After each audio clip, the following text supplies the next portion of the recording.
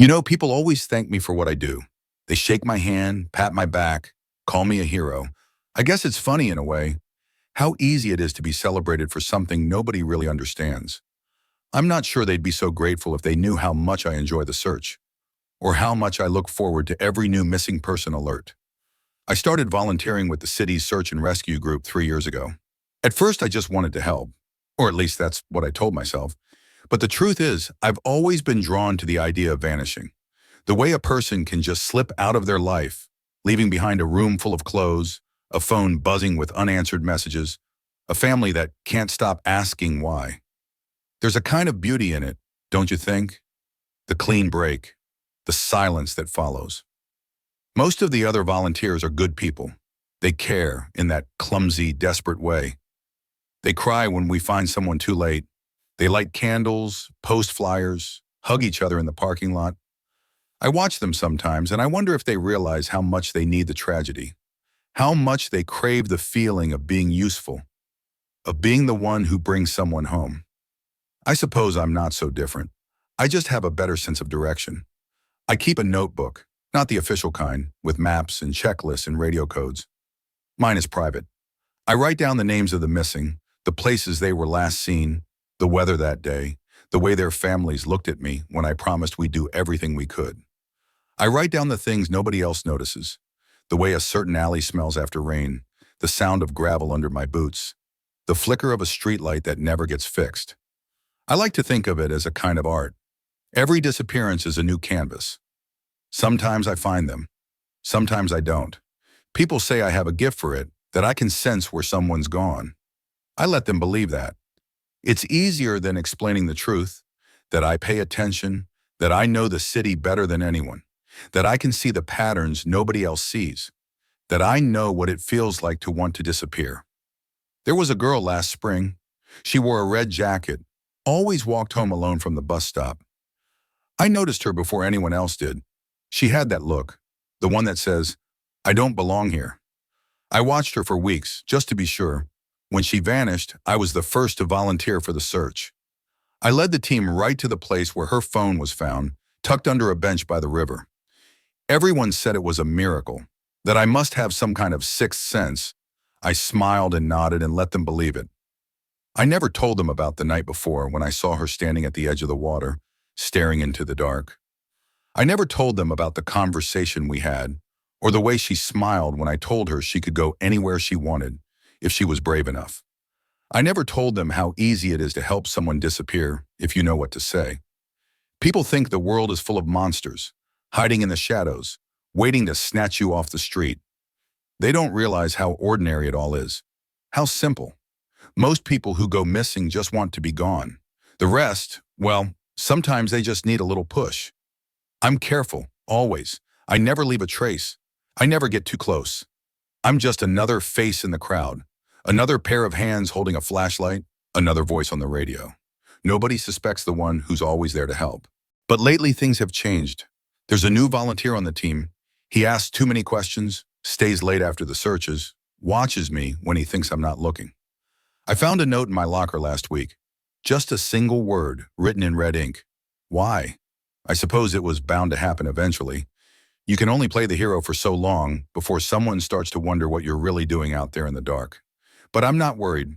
I've always been good at finding people. And if someone wants to find me, well, I'm sure they'll get exactly what they're looking for. After all, I've been waiting for a challenge. I've started to notice little things out of place. A flashlight left on in the supply shed, even though I always turn it off. Footprints in the mud behind the church, where nobody's supposed to go.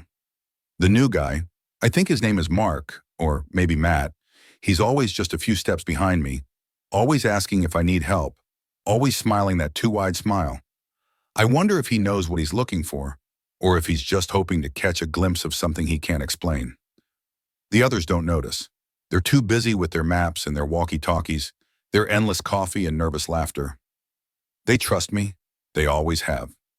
I'm the one who finds the clues, who keeps everyone calm, who knows when to call off a search and when to keep going. I'm the one who tells the families what they want to hear. But Mark, he's different. He doesn't ask about the missing. He asks about me, where I grew up, why I started volunteering, what I do when I'm not out in the woods with a flashlight and a radio. I give him the same answers I give everyone else. I smile, I joke, I pretend I'm just another good Samaritan. But I can see it in his eyes. He doesn't believe me. Last night I couldn't sleep. I kept thinking about the note in my locker, about the way Mark watched me during the last search. I went for a walk just to clear my head. The city is different at night, quieter, softer, easier to breathe. I wandered down to the river, past the place where we found the girl's phone. The water was high, moving fast. I stood there for a long time, listening to the current, thinking about all the things that get carried away and never come back. When I got home, there was another note taped to my door. This one just said, "Soon." I laughed. I couldn't help it. The idea that someone thinks they can outsmart me, it's almost flattering. I've spent years perfecting my craft, learning how to blend in, how to disappear in plain sight. I know every shortcut, every blind spot, every place where the city forgets itself. If Mark wants to play, I'll play. I've always enjoyed a good hunt. Today at the search headquarters, everyone was buzzing about a new case. A young man, early 20s, last seen leaving a bar downtown.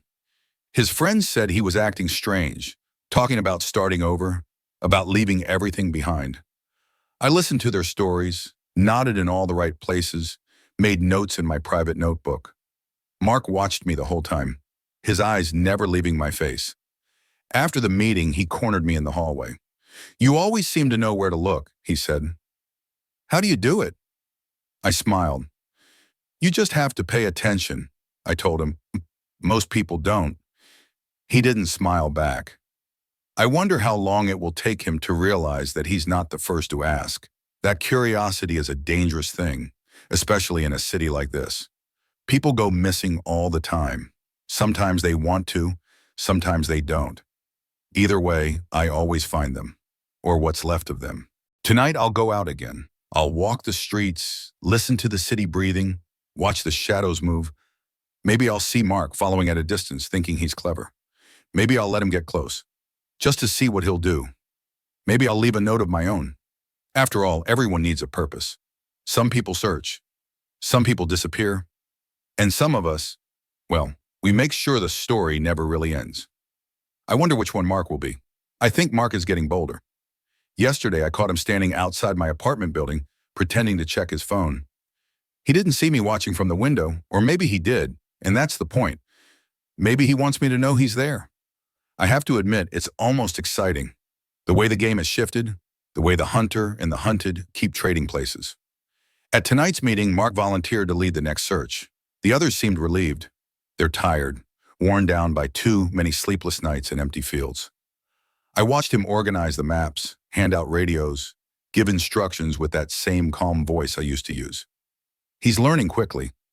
I wonder if he realizes how much he's changed since he joined us. I wonder if he knows how easy it is to become obsessed. We split into teams. Mark insisted I go with him. We walked in a silence for a long time, our flashlights cutting thin lines through the trees. The city was far away, just a distant glow behind the branches. I could hear my own heartbeat, steady and slow. Mark kept glancing at me, as if waiting for me to say something, to slip up, to reveal the secret he's sure I'm hiding. Finally, he stopped. "Why do you really do this?" he asked, his voice barely above a whisper. I shrugged. "Someone has to." He stared at me for a long moment, then turned away, shining his light into the darkness. I could have ended it right there. I could have said something to scare him off, to make him quit, to send him running back to whatever life he had before, but I didn't. I just watched him and waited. We found nothing that night. No clues, no footprints, no sign of the missing man. The others went home, exhausted. Mark lingered, packing up the gear, his hands shaking just a little. I almost felt sorry for him. The next morning, I woke up to silence. No new alerts, no frantic phone calls, no messages from the team. I checked my notebook. Everything in its place, every name accounted for. But when I got to the search headquarters, Mark wasn't there. Nobody had seen him since last night. There was a note on my locker. This time it wasn't a question, just a single sentence, written in careful, blocky letters.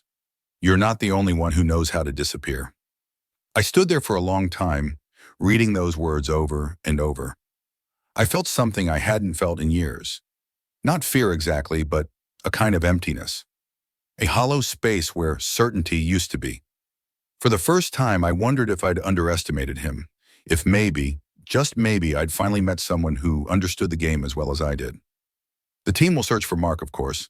They'll ask questions, follow leads, post his picture on every lamppost in the city. They'll come to me for advice, for comfort, for answers. I'll give them what they need. I always do, but I know the truth. Some people don't want to be found. Some people are better at hiding than anyone expects. And sometimes the only thing left behind is a name in a notebook, a memory fading in the dark. I suppose that's the real secret. In the end, we all disappear. Some of us just get to choose how. And as I close my notebook, I realize, maybe this time, I'm the one being searched for. Maybe that's how it should be.